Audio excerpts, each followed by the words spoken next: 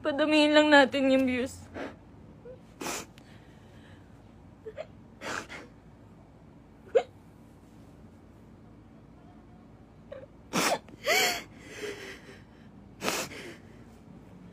Magsasalita na po ako. Magsasalita na po ako. Padamihin lang po natin yung views.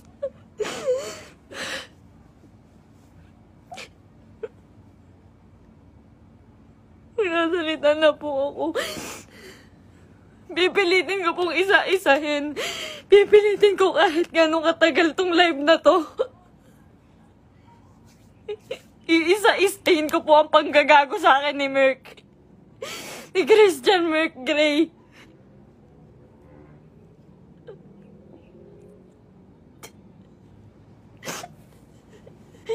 Ginago po ako ng taong yon. Ginamit po ako ni Christian Merc Gray. Lahat po nang nangyayari sa lahat ng video namin, mula umpisa hanggang ngayon, scripted. Lahat po yun sinunod ko dahil mahal ko siya. Dahil gusto ko ibigay yung buhay na gusto niya. Kung magtataka po kayo kung bakit maraming nawawala sa amin sa Team Merpay dahil sa kanya. Dahil po sa ugali ni Merc. Napakademonyo po ng ugali ni Merc. Ginago niya po lahat.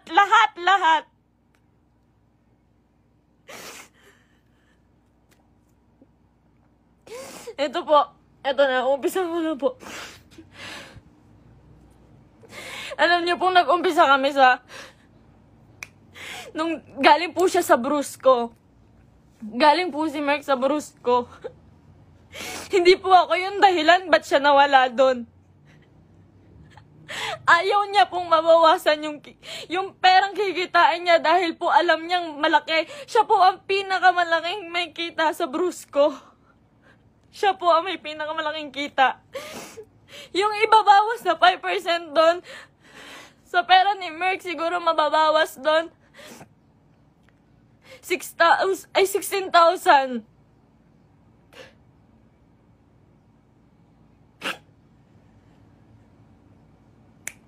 Lahat po ng kaibigan niya, ginamit niya.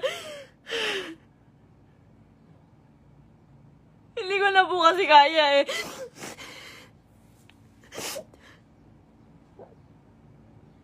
Sobra po yung ginawa ni Merc. Sobra. Hindi ko na po kaya. Pasensya na po kayo.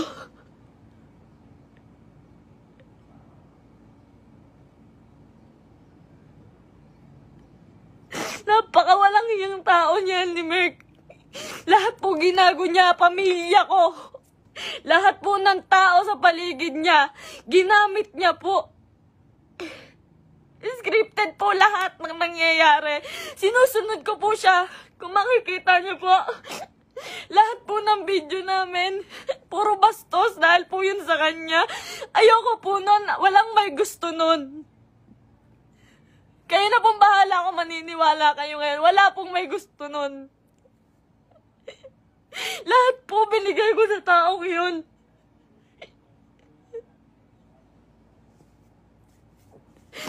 Lahat po ng panggagamit sa katawan ko. Lahat po ng pagpapakita ng kung ano sa katawan ko. Siya po ang may gusto nun. Nagagalit po siya pag aayaw ako. Ang sasabihin niya, para sa atin to. Para sa atin to. Pero hindi ko naramdaman dahil po, napakalaki po ng kinikita ni Merc. Wala po siyang binibigay sa akin. Kung sasabihin niyo po, na pera lang ang habol ko sa kanya. Kung makikita niyo po yung bahay namin, hindi niya po napagawa yun. Hindi niya po pinagawa yung bahay namin, uunahin niya pa po yung iba. Sa laki ng kinikita ni Merc, sa milyon na kinikita niya sa isang buwan, 5,000 lang po ang binibigay sa akin yan, pati kay mama.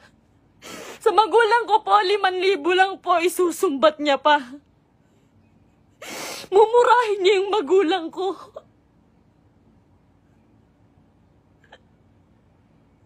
Sasabihin niya, manang-mana ka sa magulang mo. Ang bobobo niyo. Lahat kayo plastic. Ginaganon niya po yung magulang ko, hindi ko na po kaya. Ngayon po, nawawala po si Merk ngayon. Lahat po ng nangyari, scripted po. Scripted. Tinatago po ako ni Merk. Tinatago niya po ako. Hindi niya po ako pinapalabas. Ayoko na po. Ayoko na talaga. Ayoko na po talaga. Ayoko na po. Ang ginagawa niya lang po. Nandito po ako ngayon kasi nawawala po si Merk. 6 na araw na po siyang nawawala. Kasama niya po yung babae niya. Yun dun po sa... Si Pam doon sa video na bago makaganda.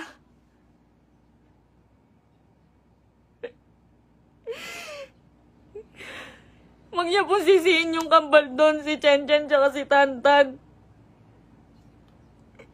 Yung Centeno twins po, huwag niyo po silang sisihin doon. Dahil utos po ni Merk lahat yun. Ako po, hindi ko na po kaya si Merk.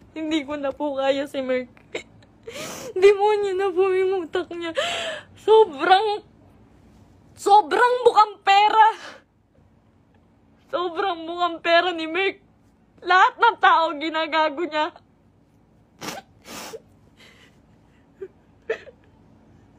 Sinisira niya po yung nanay ko po. Yung nanay ko na nasisira na din po sa inyo. Yung sasabihan po yung nanay ko na mamatay ka na, siya po may utos nun.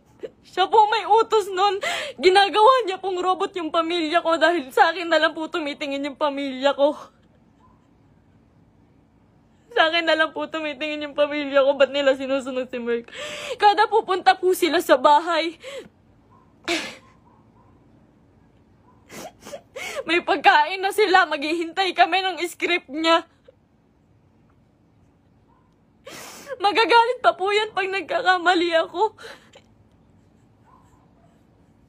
Pag may mali po ako nasasabi, pag kailangan ulitin ng video, magagalit pa po yun. Lahat po ng video namin, scripted. Dahil po sa kanya.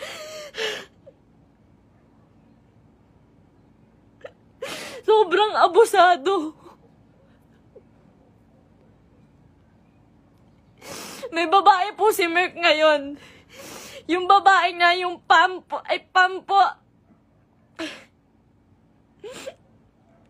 Grabe, Merk. Pinatulan niya pang, may anak na po yun. May anak na. Sabi niya. Sabi ko nun, Mahal, baka naman papatulan mo yan. Baka naman totoohanin mo. Ang sabi niya nun, hindi. Kamukha yan ng ex ko. Hindi ako papatol dyan. Ginagago niya yung babae sa akin. Sinisira niya. Sabi niya, tanginang mukha yan. Papatulan ko ba yan? May anak na. Ginaganon niya yung babae. Ngayon, nandun siya. Sa Quezon po si Merk. May katibayan po ko. Lahat po. Lahat. Kahit sa chat, kahit yung babae.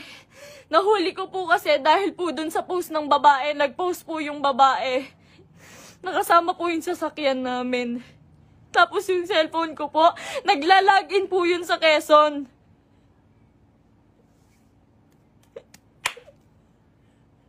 Lahat po ginawa ko kay Merk. Pasensya na po kayo.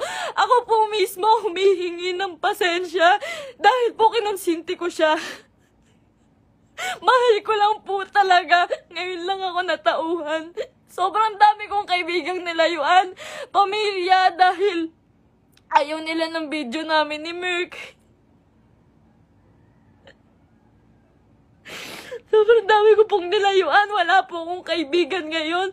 Wala po akong kahit sino ngayon. Dahil kay Merk, dahil iniingatan ko po siya.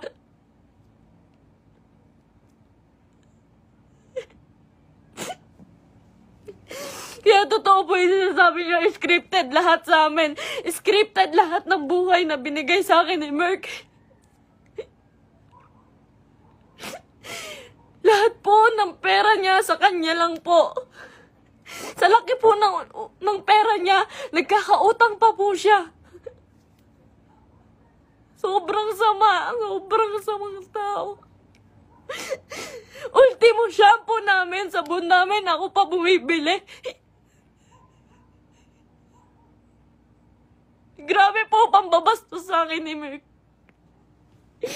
Hindi niya po ako nirespeto.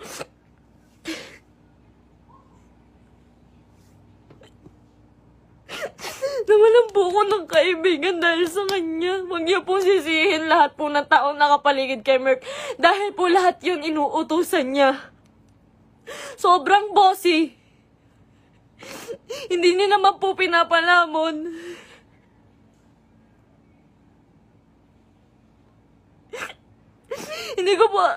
Hindi ko po in-expect na darating po talaga to. So, ilang beses na rin po ako niloko ni Merk about sa babae. Nung una, pumatol siya sa kaibigan ko. Pangalawa, pumatol siya sa pan. Pasensya na po kayo. Kasi alam ko po, scripted po yun eh. Pasensya na po kayo. Ako na po humihingi ng pasensya sa inyo. Ginawa ko lang po yun kasi sobra po akong nagmahal. Bago po namin makuha si Asurada, ang inuulam po namin araw-araw, itlog at tuyo araw-araw para makuha niya lang yung sasakyan niya. Lahat po ng meron siya ngayon, sa kanya po nakapangalan. Pati yung bangko po, sa kanya po.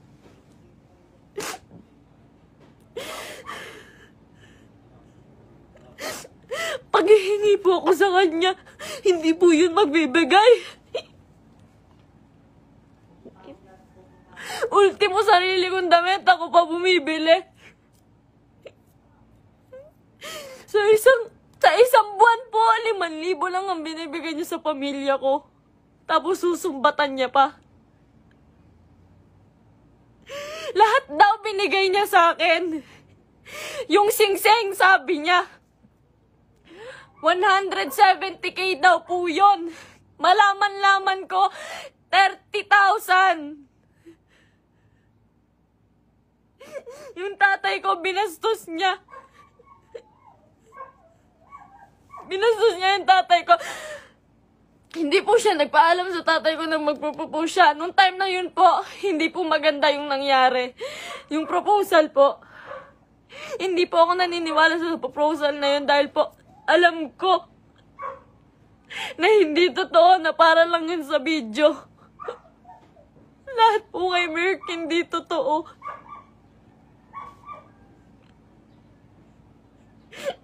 Yung buhay niya, yung pagkatao niya, yung buhay na binigay niya sa akin, hindi po yun totoo. Lahat po ng kaibigan niya na malalapit sa kanya, ginago niya po lahat yun.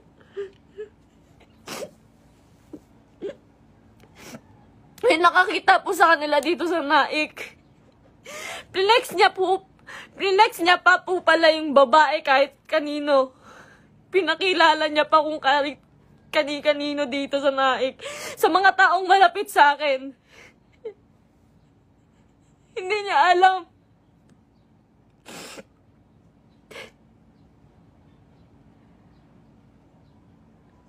Grabe po yung ginawa sa akin. 3 years po akong nagtiyaga. Isang buwan po akong nakakulong. Isang buwan po akong nakakulong sa kwarto. Kinukulong niya po ako kasi bawal daw po ako makita siya ng kahit sino ng kapitbahay. Nandito lang po ako pag uuwi po ako sa Antipolo. Madaling araw niya po ako iuuwi doon para walang makakita sa akin.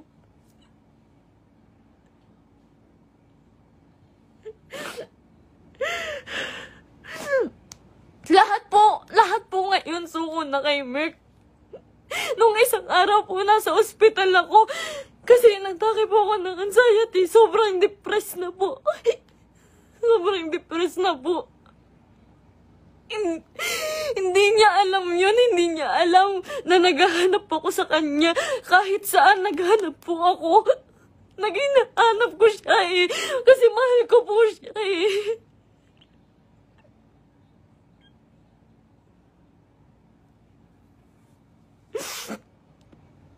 Ilang araw po wala akong tulog, wala akong kain, kakahanap sa taong yun.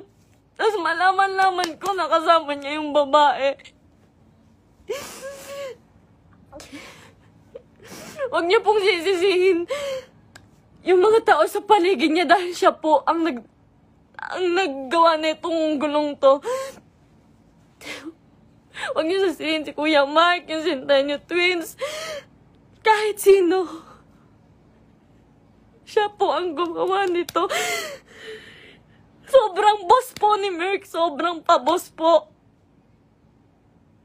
Sa lahat po ng video, kung makikita niyo po, lantad na lantad yung suso ko para lang mapanood ng mga tao.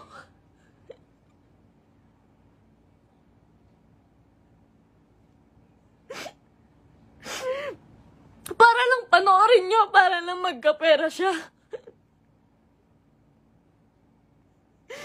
Lahat po ng taong nawala po sa amin, hindi ko po masisisi. Eterners TV, Brusco, Arnold, Tatay Onin. Marami pa pong nawala sa aming mga kaibigan dahil po sa kanya. Dahil hindi po nila kaya. Hindi po nila kinakaya si Merk. Nagmahal lang po ako. Pasensya na po. Pag mag-short film po kami, magkamali lang po ako ng unti. Nangina naman mahal, galingan mo naman. Pati po pagkapahulog ko po sa hagdan, hindi po yun totoo. Ang sakit po ng katawan ko nun pagtapos. Ginawa ko yun sa kanya nung nagpakahulog ako sa hagdan.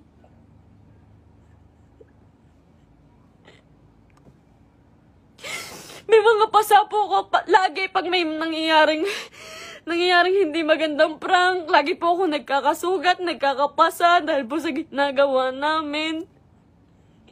Hindi po ako nanghingi ng kahit piso kay Merk. Hindi po ako nanghingi ng kahit piso kay Merk. Hindi po. Lahat po ng account siya po may hawak. Kinukontrol niya po lahat. Hindi niya po mapagawa yung bahay ko. Sabi niya po sa CR namin, mahal, hindi ako magsi-CR dyan. Hindi po siya nag-CR sa CR namin sa bahay.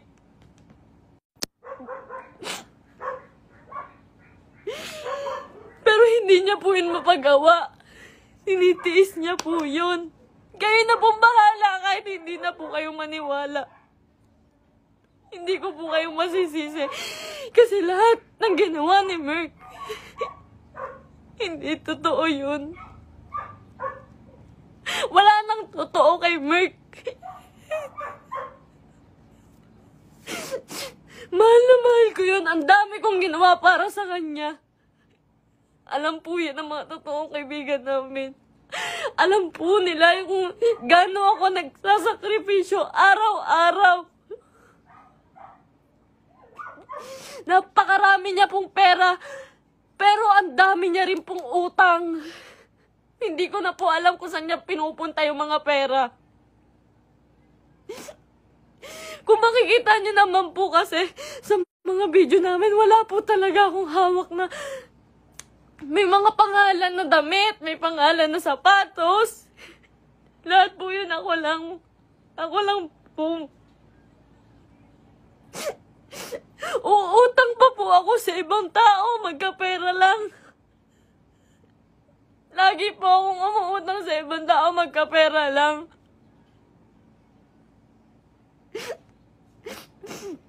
Ayun po, hindi ko na po kaya. Hindi ko na rin po talaga kinaya. Wala pa po akong tulog kain. Na-hospital pa po ako. Hindi po ako nagmamakaawa sa inyo. Wag po kayong maaawa sa akin. Gusto ko lang naman po sabihin sa inyo yung totoo. Kasi ayoko na pong may mga taong masaktan. Ayoko na pong... Hindi ko po kasi talaga kaya yung mga bash. Hindi ko po yun kaya.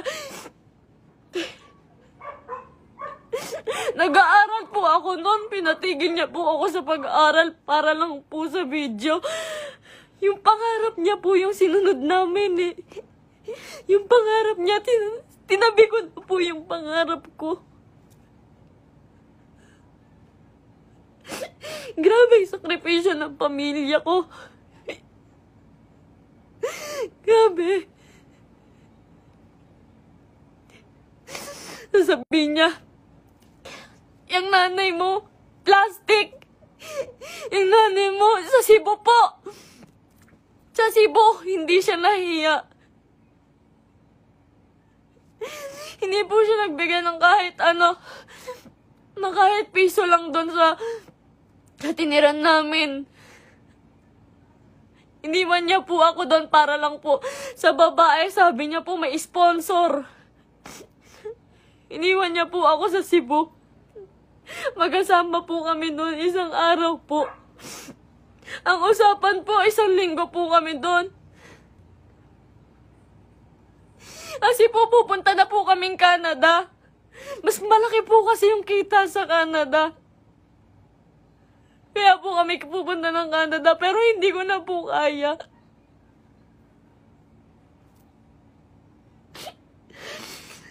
Ganito, ngayon, fiancé niya pa lang po ako, pero grabe na po yung ginagawa niya sa akin. Sobrang mukhang pera ni Merk.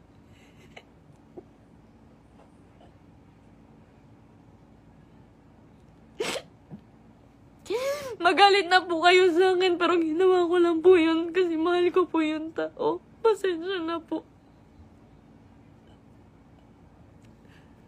Pasensya na po.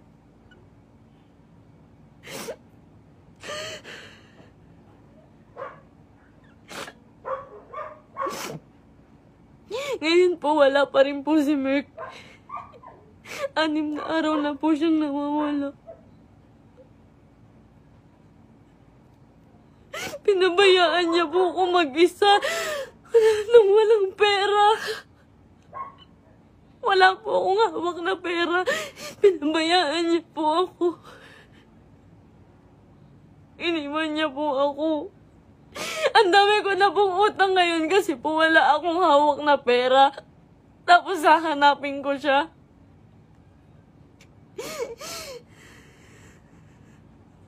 Masakit po kasi lalo eh. Fiancé na po kasi ako eh.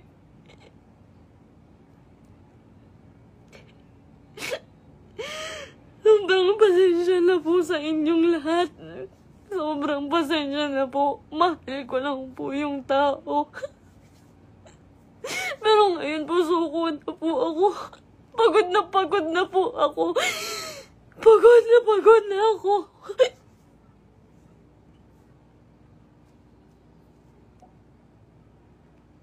Pasensya na po.